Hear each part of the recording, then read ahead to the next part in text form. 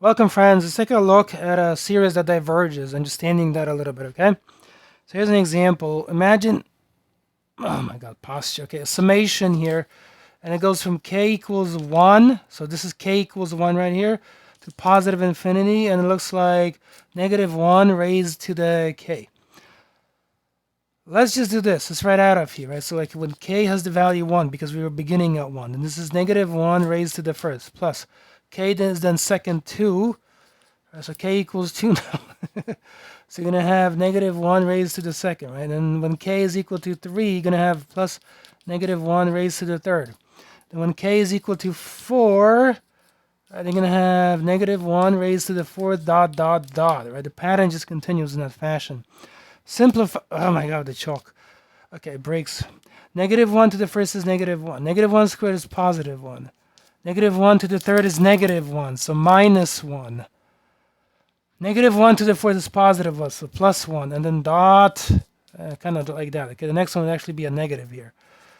Okay, now let's look at what happens with the partial sums, what we get from adding. Okay, so s sub 1.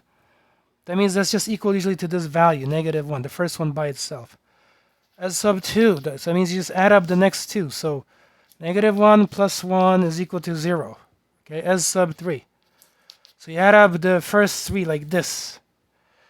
Okay, so negative 1, plus 1, minus 1. Add this up. Negative 1 plus 1 is 0. 0 minus 1 is negative 1.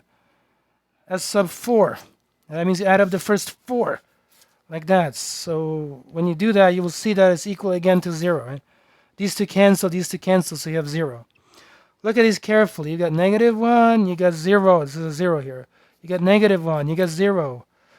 The partial sums are definitely not settling down to a single value.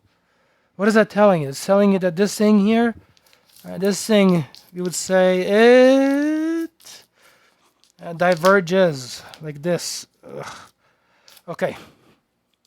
Sometimes people visualize this by making a little graph. Why not? You can do that. So like, call this like k over here, okay? So like in k is 1, then the first partial sum is negative 1, so it's kind of like here, okay? This is k equals 1.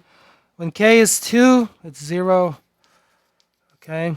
When k is 3, then it's negative 1, back to negative 1. This is k equals 3. So notice that kind of like begins at negative 1, jumps to 0, jumps back to negative 1. It'll just continue to bounce between those two values without ever settling down to a particular value. So we say that this sum diverges for that reason by oscillation between 0 and negative 1. Leave a like if it's helpful. My name is Tom. Please be sure to check out other videos on this channel. I'll see you in another one.